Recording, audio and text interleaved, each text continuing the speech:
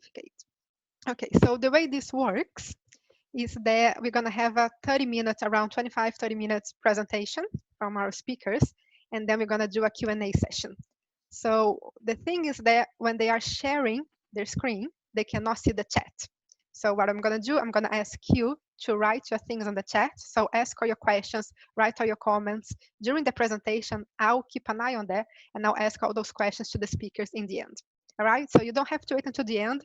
If you see something, if they say something that you want to know more about, if you want to hear more examples, you didn't understand very well, you want to have a question about it, just chat them, and then I'll ask them in the end. Is that all right? Can everybody say yes on the chat, please? Yeah, okay, everybody is good. For those who don't have Twitter, you'll be sent an email after this is over, and then you just respond to the Twitter, and we'll send you a certificate via email. So that will work as well. Just Twitter is just quicker, but we can do that via email as well. Okay, so I think that's it. I'm going to introduce our speakers now. We have two this time. The first time that we have double speakers, so it's pretty cool. They're both from the US. They both have almost 2 decades of experience in education. Shailene works mostly focusing on literacy, technology, and school improvement. And Stevens, the creator of the hashtag #AdChat on Twitter, which I'm sure you've all have used before. And they've been working together for about 7 or 8 years. So I'm very excited to have them here today to talk about a very important topic, which is, well, differentiation and online learning together on the same talk. So there is Twitter handles. Just look at the chat, just tag those 3 Twitters, and then you get your certificates. If you don't have Twitter, that's fine. Just respond to the email that you received after this.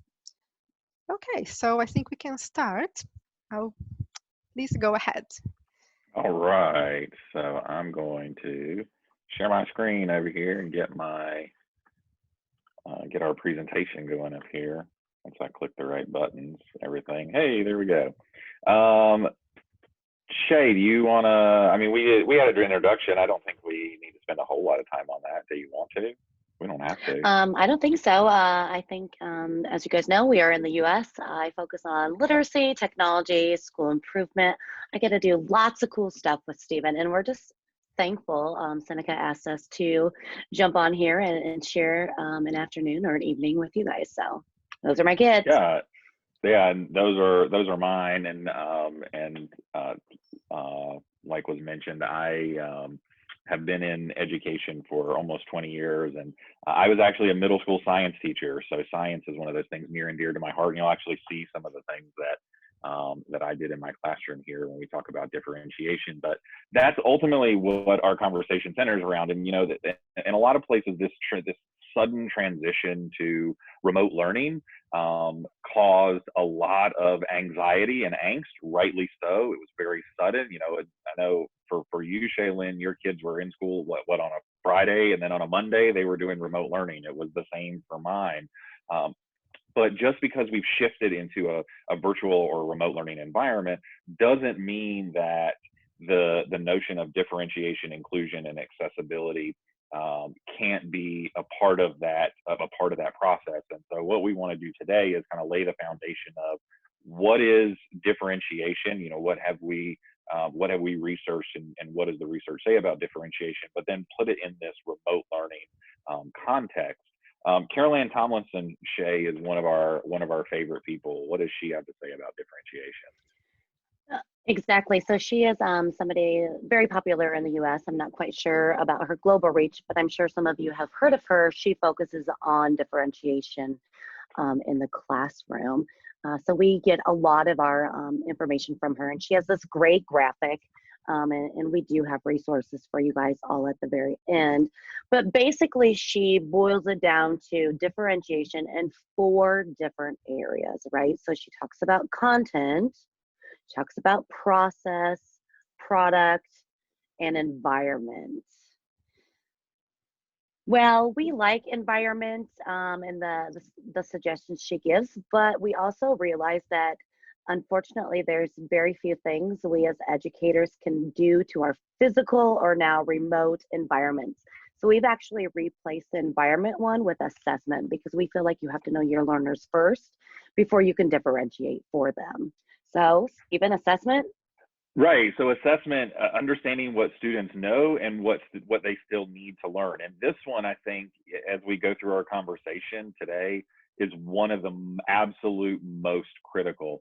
You know, Shaylin and I have talked a lot about remote learning over the last couple of weeks with all kinds of teacher leaders and principals and school administrators. And obviously, the first and foremost thing that we need to be worried about with students in remote learning environments is their social emotional health, and making sure that we're taking care of their mental well-being. But the next biggest thing after that is understanding where are they as a learner.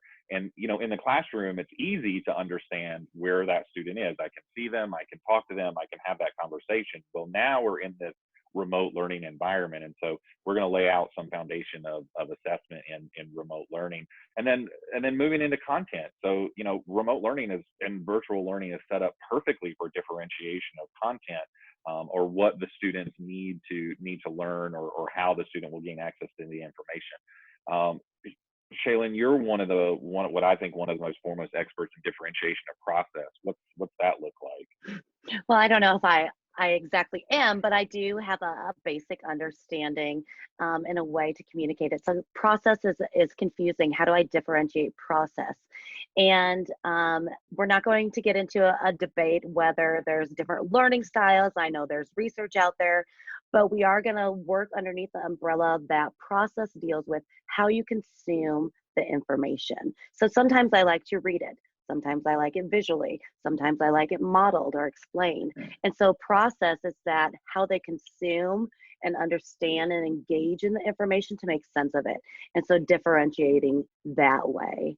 So it's not debating whether there's different learning styles or not, but it is presenting information in multiple ways so that kids can consume it and learn it through the process and products. And that's another one. And that's another one that's ripe for remote learning, right? Will we get into some of that? That's another one that's ripe for remote learning. Products talks about how do they demonstrate their understanding. So we have all of these skills that students gain throughout their education. How can they transfer what they know and demonstrate their understanding? And that would be the product. All right, so let's first move into differentiation of assessment and look a little bit about assessment. Now, we love this data pyramid, Shay. So talk to us a little bit about kind of what this means, what this looks like. Well, if you look at this data pyramid, and I'm sure that most people around the globe will agree with this, there's so much emphasis put on that top tier, the summative assessment, whatever that looks like in your school. But that summative assessment, those big standardized tests, the end of the year exams, college prep stuff, those summative assessment have so much weight in our instruction, but does very little for that responsive teaching, that differentiation. And so if you look at the very bottom of the pyramid, it talks about embedded formative assessment. And that's where you see the most gains in student achievement. It's that day-to-day, on the spot, just in time instructional changes that we make to address the needs of students. And so what we always say is don't get upside down in the data pyramid. Yes, those summative assessments weigh heavily on the minds of students and educators and administrators, but most student achievement gains are made through formative assessment and being a responsive teacher in the classroom. Right. And so as we said, when you're in the classroom, that formative assessment, when you're doing whole group instruction or you're doing a small group instruction, you can easily say, tell me, how do you know what you know? Or tell me, why do you know what you know? Or what evidence do you have to demonstrate your understanding? And that's easy to do face to face when we're in that classroom setting. But what about in the remote learning or the virtual environment? That's where ed tech can play a role in this. Now, certainly there's something to be said about using the other tools that we have outside of ed tech to formatively assess. I'm a big proponent of using the telephone. It seems like we've all forgotten that there are still telephones in this world, and so pick them up and call and talk to the kid. don't force them all into a webinar for 8 hours a day and try to replicate the classroom. But certainly there is a benefit to using ed tech for formative assessment, because it does help provide that in-time feedback that teachers need in order to adapt their instruction. Allowing, and for me, the biggest one as a part of ed tech and formative assessment is that demonstration of change over time. What the biggest piece that's missing from a lot of teachers' formative instruction toolkit is that data analysis over time, where, you know, in the past, if you were doing, you know, if you were just asking questions of students, unless you were making reflective notes and very detailed reflective notes every single day for every single student, it could be difficult to track and be able to show that progress over time.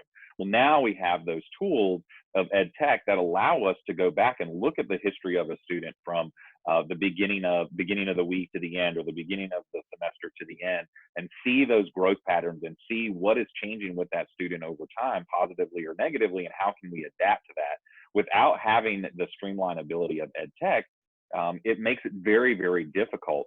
Plus, these are fun and engaging ways for students to show us what they know. And then there are multiple ways. Shaylin and I are going to talk a little bit about some of those multiple ways. But what is that statement you like to say, this one right here? Yes, when evidence suggests that learning has not occurred, the instruction needs to change, not the student. And so formative assessment, remember, is that quick, just in time. It's usually based off a learning target. It's not typically graded. It's to help you make instructional changes and shifts to meet the new needs of the student. And so if half the class does not understand and does not perform well based on that learning target, then your instruction needs to change. It's not the student that needs to change. So that's a big one. So let's talk about quickly, so we can get through everything. Let's talk about some tools. One of your favorites, Poll Everywhere. I love it. It's a free one. It's great for remote learning. There's a lot you can do as far as just the general poll questions, so short answer, multiple choice, but they have a great way to also embed a picture, and then kids can drop markers on the image. So for instance, I live in Iowa, and if you don't know anything about US, and right in the middle of the US, we feed a lot of the United States. And so we have cattle and we have crops and all of that stuff. Well, a lot of our kids go into agriculture and farming. So a fun thing to do is put a picture of a cow on a poll everywhere, and the kids go through and name their cut of beef. And so you'd say, oh, there's the ribeye and there's the sirloin, and that sort of thing. So you can drop pins on different images. I like it. It's free. Check it out. It's an old one, but a good one. And even for science, you know, there's a lot of labeling that happens in science too. And you know, my kids had to label parts of the flower, or being able to decompose scientific formula or chemical formulas, and putting pins on maps, or, you know, there's all kinds of ways to use Poll Everywhere. Another one, quizzes, as I joke to like to say. Tell us about that one. Quizzes is another great one. It's similar to Kahoot, but it has the memes. So kids love memes. And they love funny images with inside jokes. And these are things that you can do together as a whole class. And you can also have them do it individually. So quizzes is a great one. It's great for asynchronous, right? So you don't have Kahoot, which, you know, Stephen has a lot of personal feelings about why you shouldn't use Kahoot, not to mention the fact that it's not set up for accessibility, but or students with disabilities. But with quizzes, it can be taken asynchronously, and it has accessibility features built in. One of our another favorites, Nearpod. If you haven't heard of Nearpod, another great tool to use. So think of it like PowerPoint in the cloud, but now I can layer in all other types of content in it with it as well.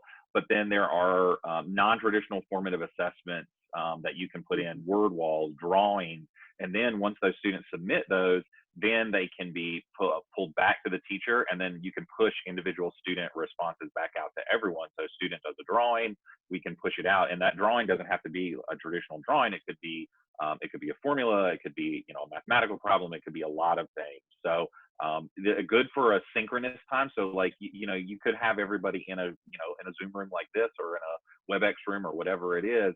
But now you can deliver that content straight to whatever device that they have, and everyone follows along synchronously, and then do that formative assessment. You know, 10, 15 minutes can be great for a lesson. Flipgrid, this one will show up a lot today. Tell us, you know, about Flipgrid.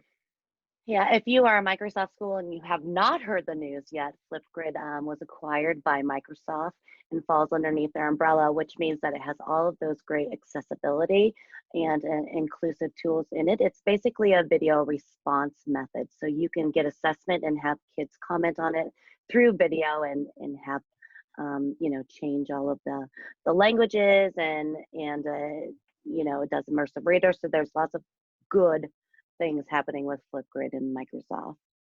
And the last one I'll talk about, Microsoft Forms. So, you know, everybody's, you know, there's a ton of form tools that are out there. What's great about Microsoft Forms is being able to create auto grading and also provide auto feedback. So if a student answers a question and that question's incorrect, you can immediately have feedback ready to go based on the type of answer that they selected. It also will show the time to answer, not only for the entire form, but for individual questions. So if you have students who are struggling, you can see exactly where they were struggling with those. Lots of different branching options. So a lot of great things that are in there. And you don't have to hack a lot of different tools together like you do with Google Forms. It's all really built into Microsoft Forms.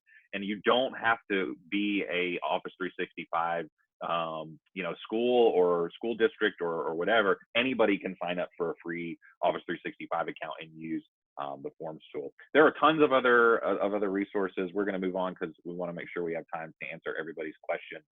But let's go in and talk about differentiation of content. Moving into this idea of, hey, what is it that students are learning and how can we differentiate that together? I know you like to talk about what what teachers in differentiated classrooms believe.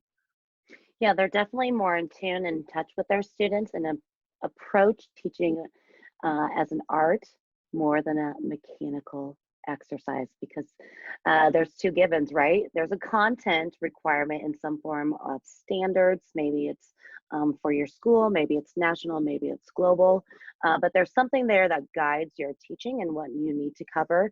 And the other one is students will vary as learners. So not you know, all students learn the same.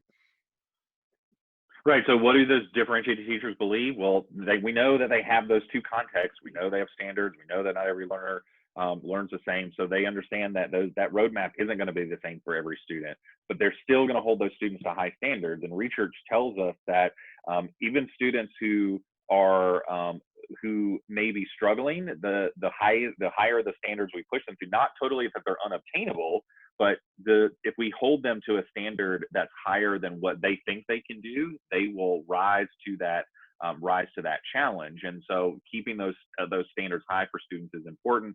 We know that success stems from hard and informed work. The biggest one, the students of their students. And I think a lot of educators have moved away from being a diagnostician, of understanding who my students are, where my students are in their learning, and where are they going in their understanding. That being a diagnostician can totally radically change the success of students in the classroom, but ultimately embody common sense. Like, we're throwing a lot of things out here today. You have to understand for your own context what's going to work and what's not. So it's two big ideas. So you know, I'll let you take these ones because these are some of your favorites. All right, so when you're looking at content and what the student is learning, there's two basic ways to differentiate. You differentiate based on their readiness, and that's where you are going to support their growth, or you differentiate based on their interest and what they're motivated to learn. So the interest one, there's tons of different interest inventories out there. Getting kids to share with their teachers what they're interested in drives motivation in their learning. This is an example of a Padlet. It's a basic virtual bulletin board where you can have kids share some of their favorite areas of interest, what they're passionate about, and they can refer back to this. This one's all about coding. but they can refer back to this when they are demonstrating their understanding, or you need to find something specific for a child. So this is all about interest and motivation. And there's, 10 gazillion interest inventories online that, could be adapted or could work. But the point is to have that opportunity for students to share what is it that is motivating to them around their learning. But another way is understanding who those learners are in that context and how content can be differentiated to meet their needs. You already mentioned immersive reader. Talk a little bit about those people who don't know the awesomeness that is immersive reader, what it does. Well, I just want to preface this that, because of the role that I'm in literacy, I'm a Microsoft and MIE. So I'm a Microsoft Innovation Expert. I'm a Google Certified Innovator. I'm an Apple Educator. I know all the platforms, but I can say in the world of literacy, nothing beats Microsoft. And this is their immersive reader. And there are so many ways that you can use immersive reader in the classroom to make content accessible without the stigma to all students. And so if you have not heard of immersive reader, and it's free. So if you have not heard of immersive reader, definitely check that out. Another one, Newsela. This is another one of the favorites that we have for differentiating content based on readiness, because Newsela takes high nonfiction news article and they put them in multiple reading levels without changing the pictures. So you could have students reading the same content, and based on their need for accessibility, the words change, the images and don't change. So it makes it more accessible for them to obtain information. One of my favorite CK12 Flexbooks. So this is if you're in the U.S., these are definitely available. I'll have to check and see if it's available outside the U.S. But these are open source full textbook series for K-12. Several states in the U.S. who have adopted this as their official textbook. But what's great is that not only are they open source, but they're editable and they're aligned to standards that are in the U.S. these are aligned to the national science standards from NSTA.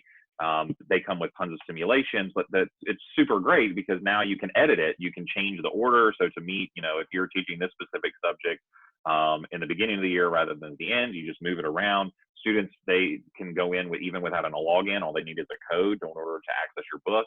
And it makes it very, very easy to do. And then you're not spending tons and tons of money on textbooks. So again, tons more resources in our doc, which we'll talk about in a minute.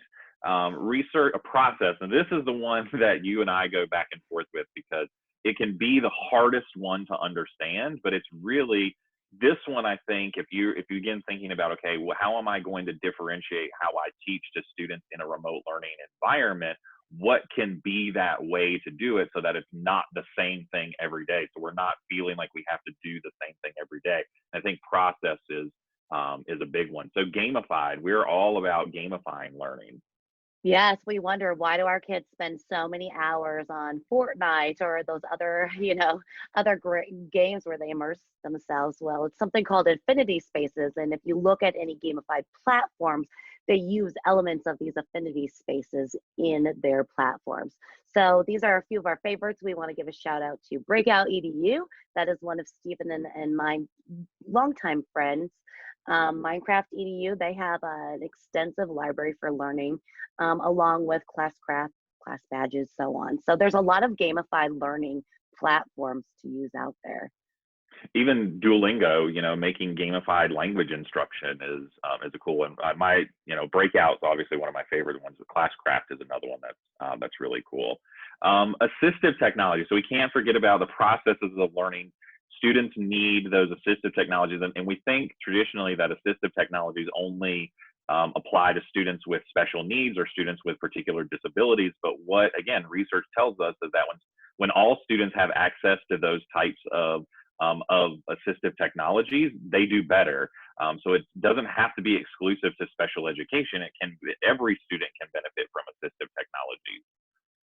That's right. And so again, this is similar to differentiating the content, which is the what, and the process is the how. So what sort of tools can we give them to access the learning? And again, we point to Microsoft, but because we're huge fans and they do so much for education in the community. But the goal of assistive technology is to work towards independence. So what can we support students with to let them do their learning independently? So that's what they are, aiming for here. Every device has accessibility settings. That should be number one that you teach to all kids. Every device that you use has some sort of accessibility features. So we need to figure where those are at and make sure that kids can access it, because we don't know, do they not know the information, or can they not even access or understand the question? So that's a big thing. Maybe they do know the answer, they just can't even access the question. I know we've talked a lot about Microsoft, but I just have to give a shout out to Microsoft Translator. So this is hands down, one of my favorite tools that that I encourage teachers to use, because if you've ever seen the show Star Trek, especially the old time Captain Kirk version, they used those flip devices. That was their little translator. That's exactly what this is, in that you can carry on a conversation with someone who speaks an entirely different language in real time, by just opening the app, selecting the two languages, and then setting the device down, and it will listen and translate back and forth. I went to Paris last year, and I speak French like a terrible American, which means I don't.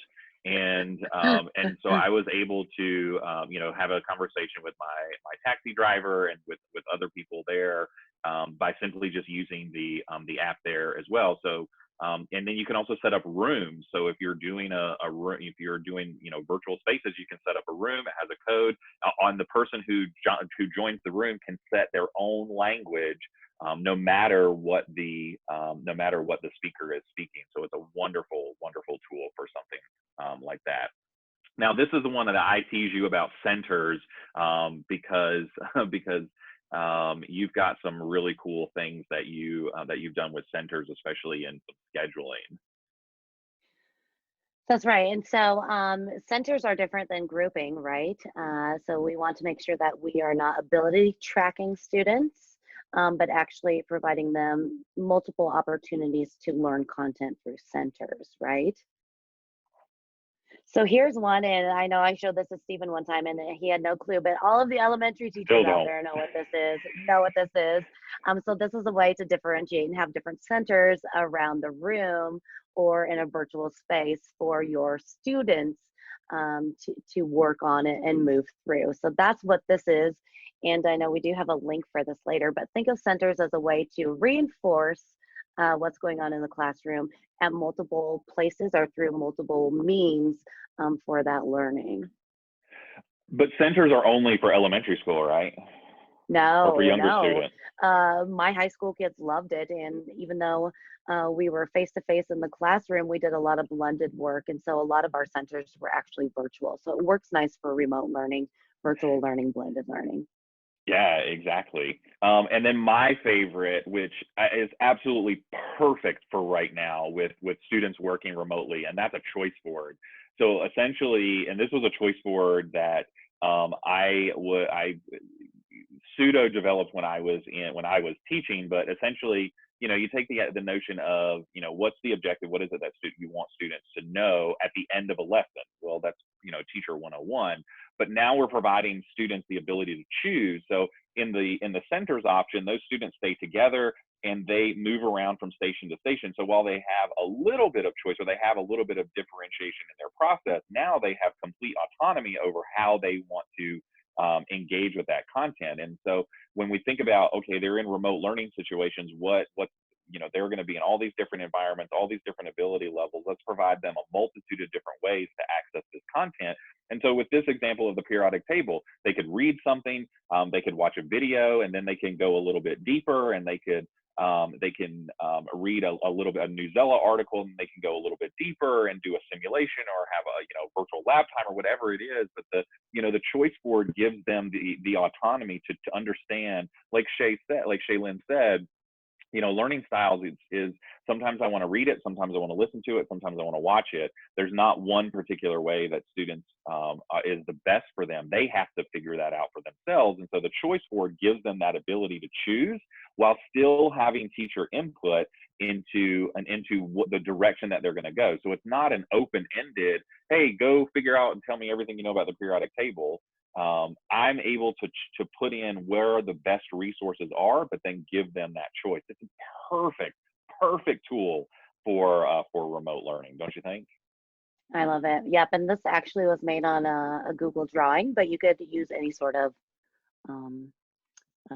platform you would like. Okay, so differentiated a product, and I know we are going quickly. We usually do this as an all-day workshop, and so we are kind of speeding through this, but now that they've done the learning, how can you differentiate how they demonstrate their understanding? So if you look at literacy, let's take in general, I want them to be good readers, not only with their reading a short story with me in the classroom, but anytime they are reading.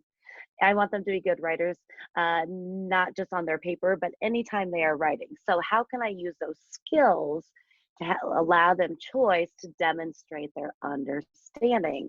And so you can go through these bullets on your own when you get the slide deck, but there's lots of ways to differentiate product. I mean, one of the best ones that I think is important, one of the words you said there is choice, is giving students the ability to choose. And again, just like the choice board, it doesn't have to be an open-ended, okay, now that you've learned about the periodic table, how are you going to demonstrate to me what they learn? And like a lot of projects, especially in project-based learning or problem-based learning, it seems that the product is so open-ended, the students don't know what to do. It doesn't have to be, I call it creativity in the rails, that you can still provide guidance of, hey, these are 3 different ways that you can select from in order to demonstrate your understanding, whichever one best meets your needs. We both have a blog post about single point rubrics, which I think is in that resource guide that we're going to give you. But the single point rubric can be a great way to do that. But students need the ability to choose that method that's going to be most meaningful to them, because the more meaning they have behind what they produce, the better off they're going to remember the topic. And it doesn't have to be what I call recipe learning, where you assign a student a product and you expect every single one that comes in to be exactly identical. You're going to have this many pages, it's going to have this many bibliography sources, it's going to be this color, this font, this, and this, and this, and this. That's a recipe. They're not really demonstrating what they know. You're telling them this is the format in which it comes in, and provides them little flexibility. We want to avoid recipe learning as best we can, and that's where ed tech, especially now in these remote learning situations, can be beneficial. We call these traditional tools. We might not think of blogs and podcasts and thing links and live binders as traditional tools, but certainly blogs have been around for 20 years. Podcasts have been around for 20 years. They're not, they're fun and exciting, but we can go a whole lot further with some of the ed tech that's available. Sway, talk a second about Sway. I like Sway. I know that Google Slides is similar, especially now that Google added that audio version. And for the longest time, they had no audio version that you could add to Google Slides. So that's why we definitely went with Sway on this one, because you can add the audio. So you could have a student, read aloud their short story that they created. All right, Stephen? Right, and it's multi-tiered, so it's not just slides. It can be slides and websites and and photo galleries and all these things kind of merged in this really nice flowing presentation with very little design effort required. Synth is another one that we like. So Synth is like a podcast, but it's bite-sized. So it's 270 seconds. So think of it like Flipgrid, where we talked before, where Flipgrid was on video. The Flipgrid does have an audio option, but this is all exclusive audio, where the student can record for 270 seconds. You can create these threaded conversations, which is a really, really cool feature of Synth. And that one is totally free and works on any device. Book Creator, really quickly, that's one of your favorites. I like it. If you want to make a multimodal demonstration of understanding, Book Creator is a fantastic way to have kids put in text, add images, hyperlink, create video. So lots you can do in a nice little book form in Book Creator. So multimodal. Yeah, you can even order the physical copies of those, can't you?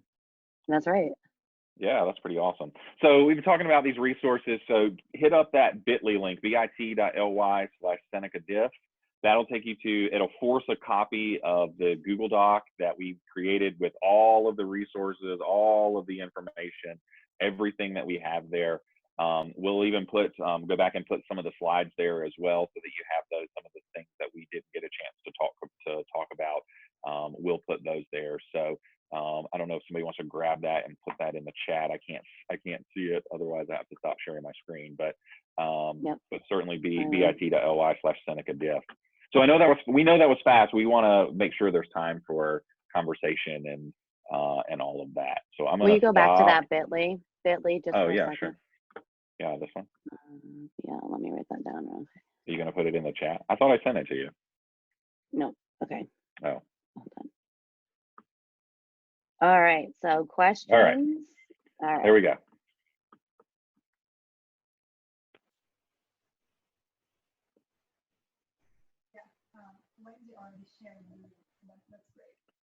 Oh, we can't hear you. I can't hear you. Right, can you hear me now? There we go. Yeah, there we go. Much better. I always put my microphone on.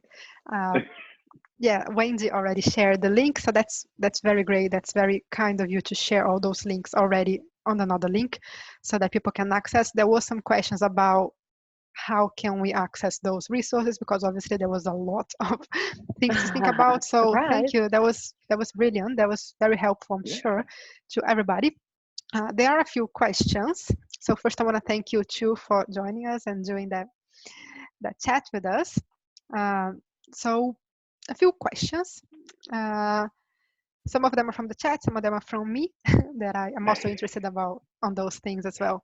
So somebody asked, how long does it take on average to prepare those resources that you use with remote learning?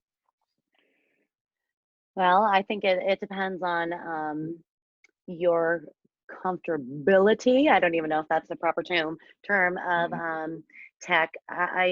We put a blank Google board in there for you to fill in if you want to. I've been doing it, and Stephen's been doing this for a long time, so I think it took me, with all the resources, 5 minutes. But you know, we had the list of resources ready to go. I would just use one template when you get started and do something like that, and just make a copy and fill the same template over and over again until you get comfortable. But you can do the same thing like with a OneNote notebook. You could do the same thing on Pages and Apple.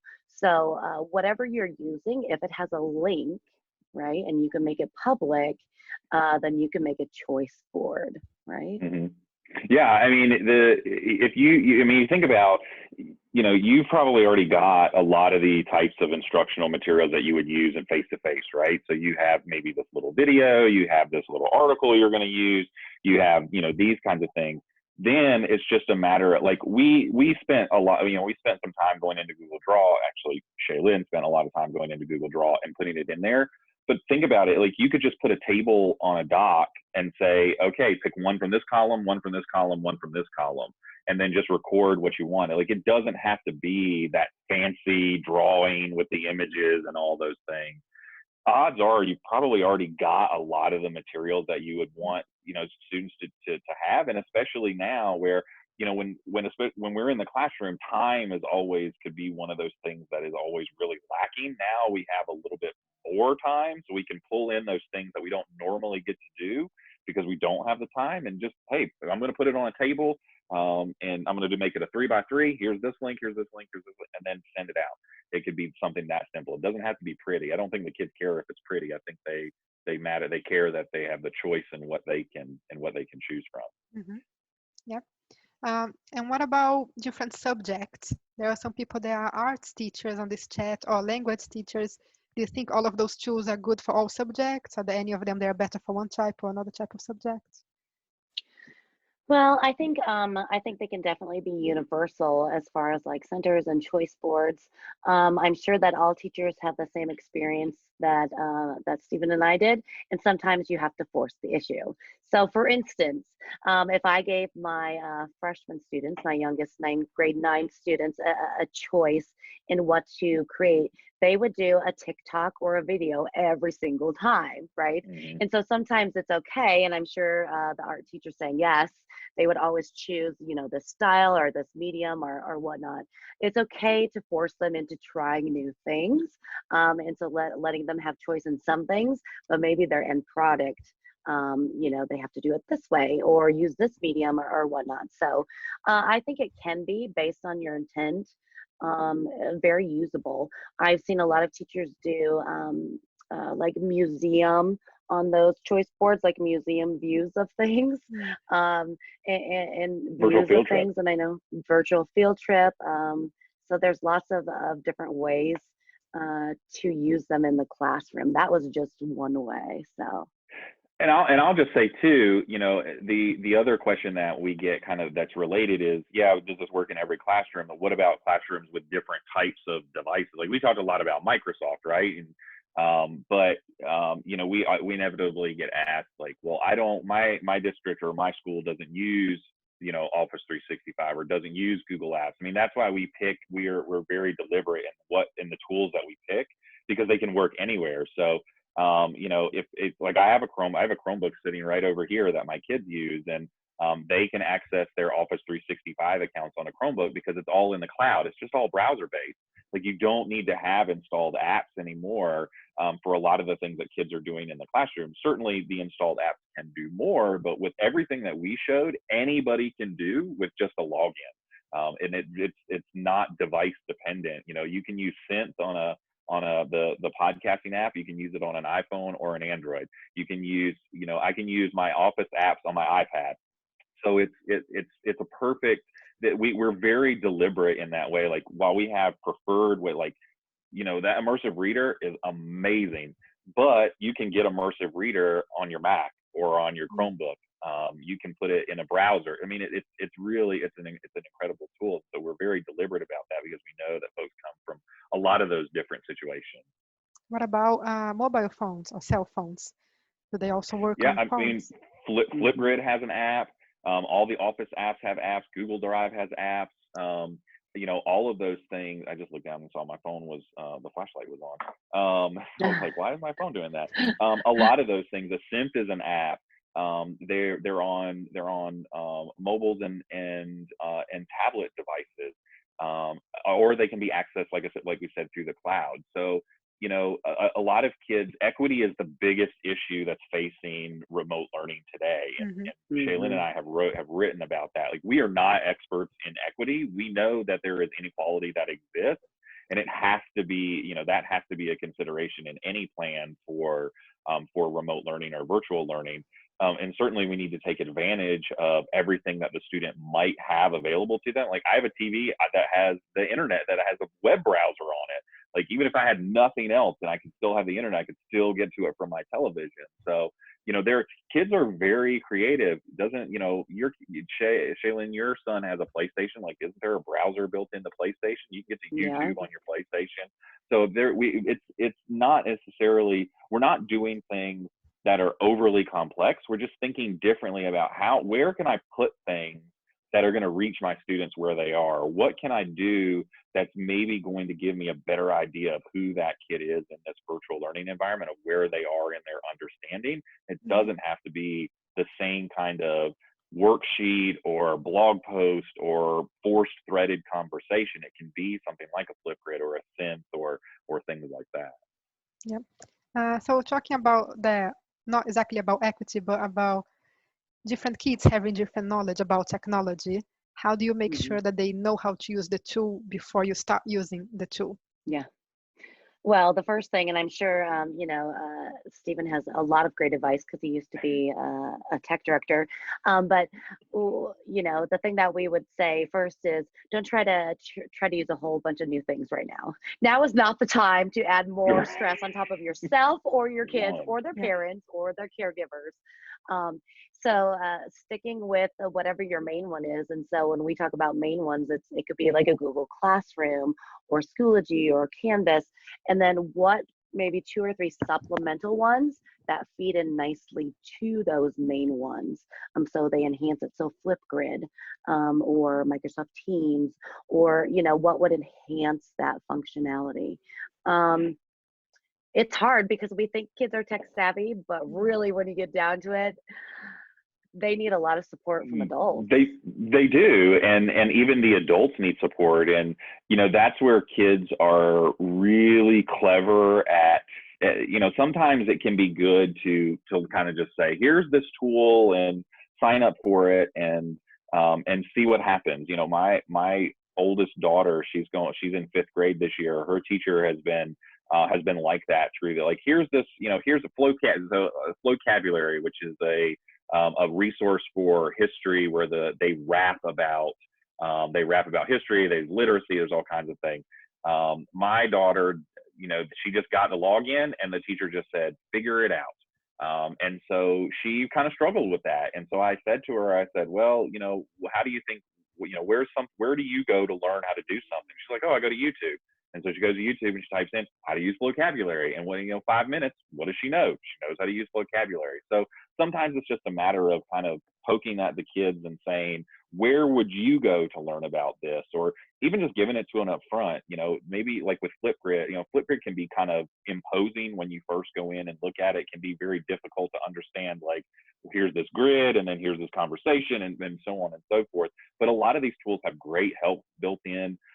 And no one is saying that, like, we're not saying, you know, you have to be an expert at the tool yourself first. Sometimes it can be great just to kind of let the kids see what they can do to create it. But certainly, you know, there are tools and resources available. But that's where, to Shaylin's point, not doing too much to overcompensate, like, oh my gosh, now I got to do these 14 things because we're remote learning. Like, do one, but then don't beat a dead horse, because, like, even with Kahoot, like, I'm not afraid to talk negatively about Kahoot anymore, because we've had it out. But I mean, kids hate Kahoot. I mean, if you search Kahoot hacks on Twitter or on Google, the kids, because the teachers have used it so much, they don't want to use it anymore. And so they, you know, we have to be really considerate about, like, we would be bored to tears if every time we had to do something, we were doing the same thing over and over. So we do have to mix it up or use it sparingly. Or what I talk about a lot is using tools when appropriate. Like, don't let the tool drive instruction. Let the tool be the supplement to instruction. What is it? What is the end goal with what you want to do with instruction? And then where does that tool fit in to help you meet that goal? And it's also not just digital. It's a both. So it doesn't have to be an either or. It's a yes and, right? And so, you know, even though we are huge on ed tech and we have a lot of knowledge in that space, we'll be the first to tell you we do most things analog, some things digital, and we like to combine them. And that should be the case for students as well, whether in face-to-face or a virtual classroom. Yep. So you talked about not all adults knowing how to use technology as much as you expect them. Let's say I'm a teacher and I know how to use technology and my colleague doesn't. How do you think I can help them the best way to know more about technology so they can use those tools with their students as well? What's the best way to help a colleague that's a bit afraid of using virtual learning? Yeah, I mean, I face that a lot in my teaching, where when I was in the classroom, you know, like I said, I taught science for 13 years. In my first year, I went to my media center and I saw this whiteboard that had some wires coming out of it on a stand in the back of the media center closet. And I asked, I said, hey, what's that? And they were like, I don't know, it's some board that you can plug into your computer and you can write on it. And I was like, oh, that's pretty cool. And so I just pulled it into my classroom and figured out, oh, it was a Promethean board, like a smart board, you know, just a different brand, and began using it in my classroom. And I kind of just figured it out on my own. And I had teachers around me who were like, I would never do that in my classroom. I would never do that with my kids. And because my kids just couldn't handle that. And so for me, some of it was just, hey, well, let me come in and let me teach your lesson for you. Now, I know that sounds crazy because I'm not a literacy person. I'm not a social studies person. I'm not a math person. But we could do something together where now we're working cross-curricular.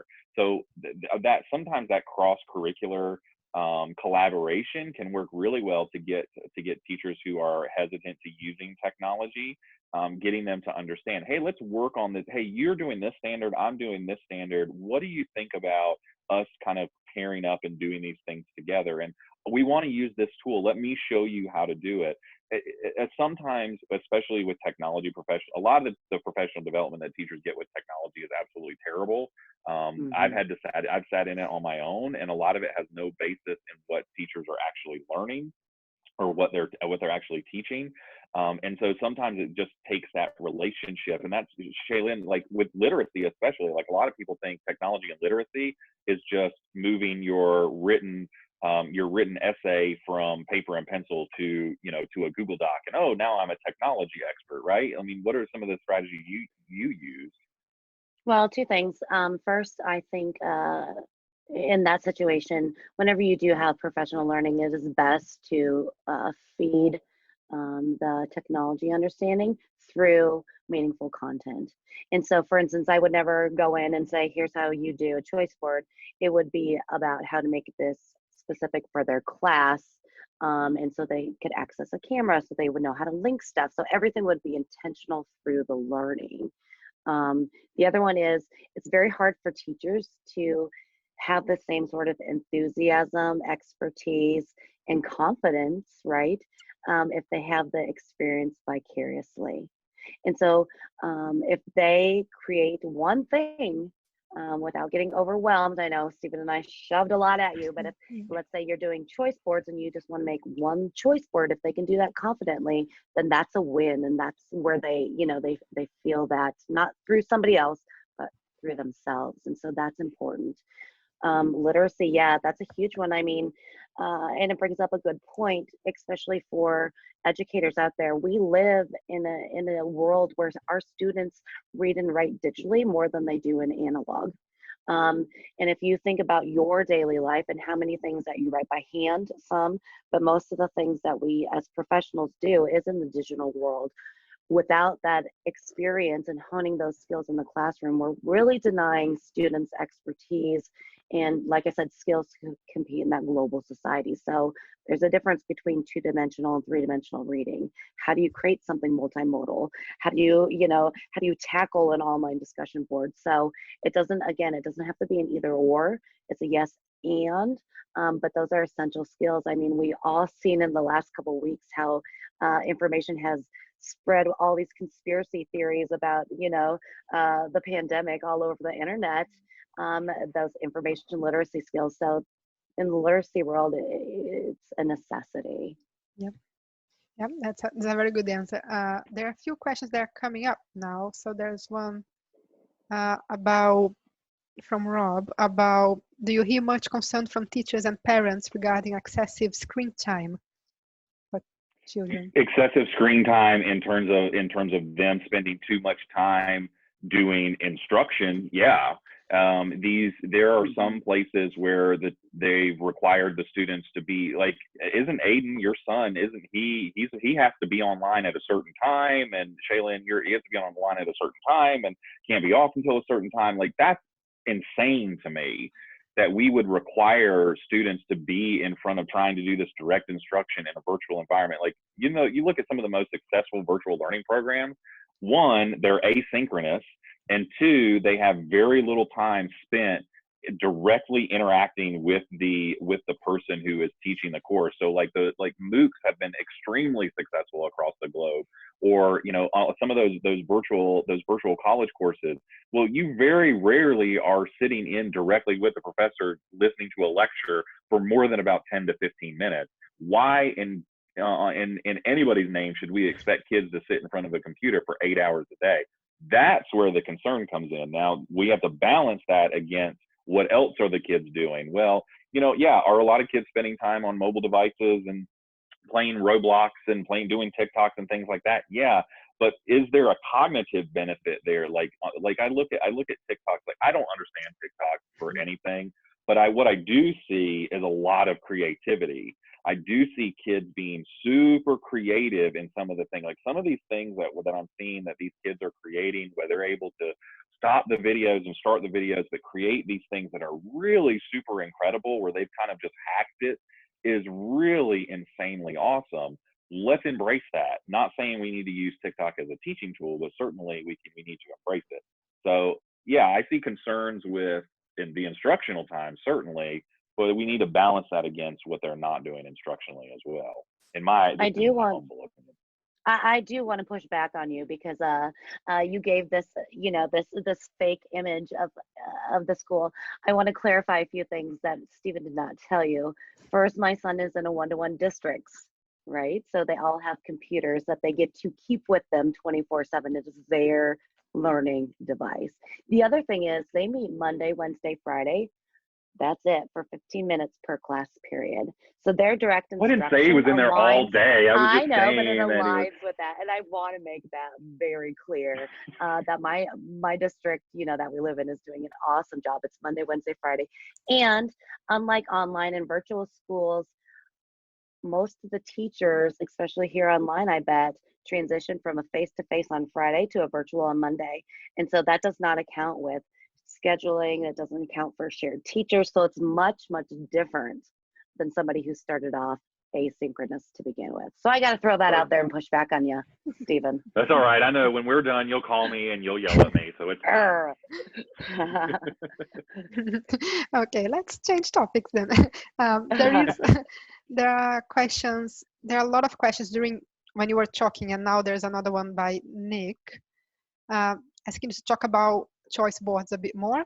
Yeah, we have some teacher. examples. He wants to use Yeah, we have here. some examples in Okay. on the resource doc. So in addition to our own, there's some other ones. But you can actually there's a site called Edutopia that has some great examples of choice boards to take a look at too. There's you know, there's tons of them out there. There's probably some that are related to that content area as well.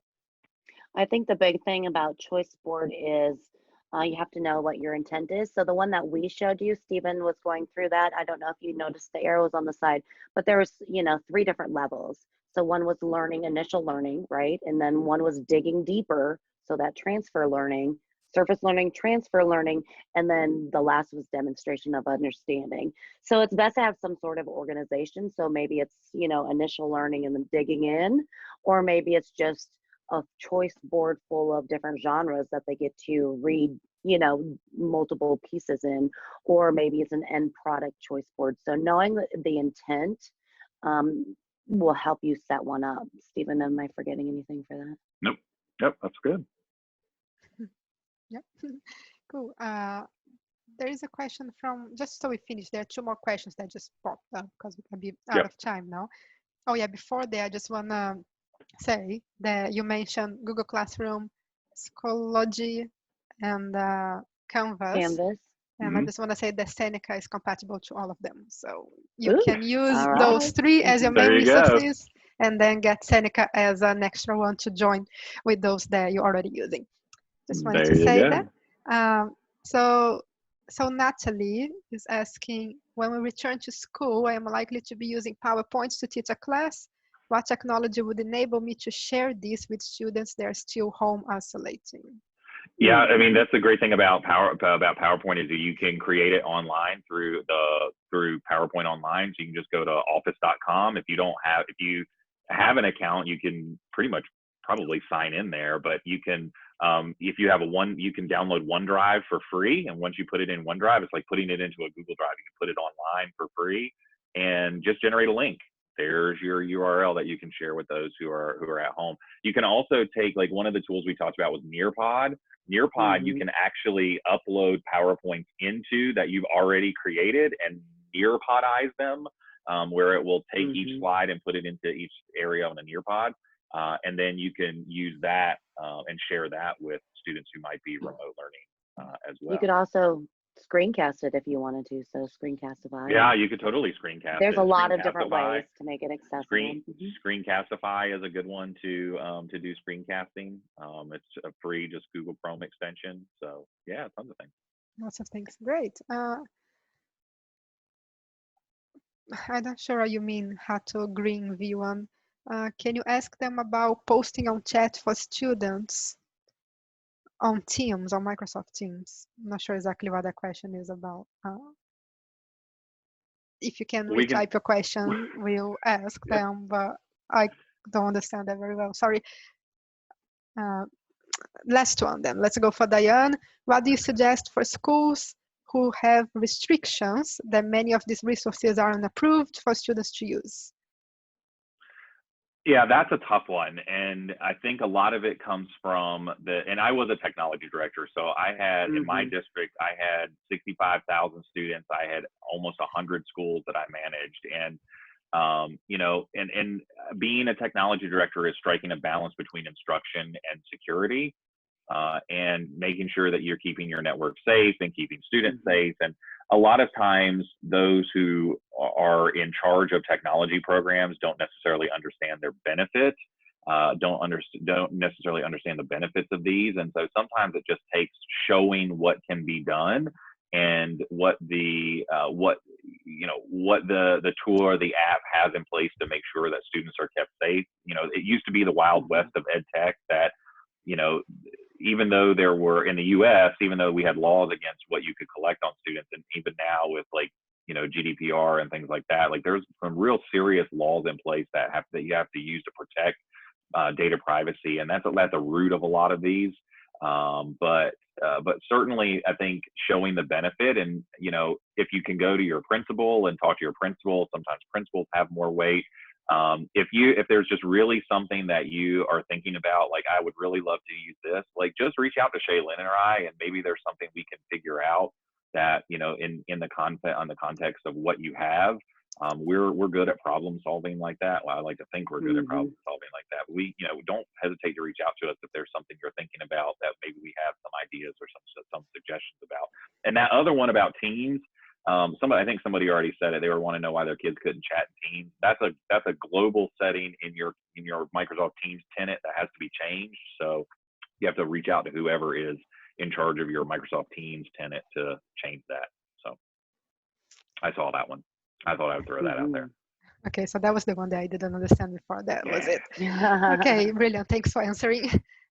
Okay, I think we out of time, unfortunately, but that was really, really interesting and very, very useful, I'm sure, for everybody who joined us today. So thank you very much, everybody. Thank you, Shaylin. Thank you, Steven. Thank you hope so you much. had fun, and I hope that every teacher who was here learned. Can you repeat, please, your Twitter handles or your website or your email so people can get in touch with you, please, with you too? Yep. Or maybe type on the chat if you prefer. So I'm at Web20 Classroom on Twitter, and our website is just web20classroom.org, and you can find all of us there. Shaylin, talk about your Twitter. Yep, I'm at SH Farnsworth. So I'm on Twitter as well. And like Steven said, we have a website and Facebook page. So connect with us if we didn't get your question answered. I know we are on a time crunch, but thank you so much, Seneca, for asking us. It was great. Yeah, thank you very much. So, and we're gonna have another one of those on Tuesday, I believe. Now I forgot if it's Tuesday or Thursday. Tuesday the 19th, and another one on Wednesday the 20th. So just go back to the Eventbrite page and sign up to the next one. And I hope to see you all there. Thank you and have a good day. Thanks. Bye, guys. Thanks for having us.